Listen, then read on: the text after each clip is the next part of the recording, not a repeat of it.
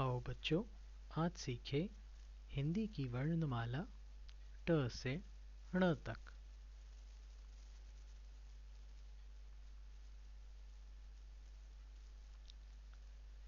ट से टमाटर।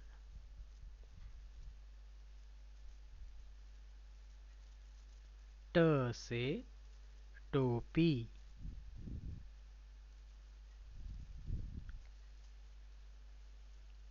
ठ से ठठेरा।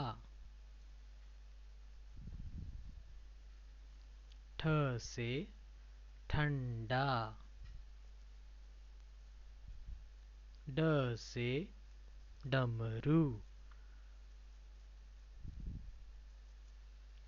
ड से डंठल। ढ से ढक्कन। ढ से ढोलक। और आखिर में णा।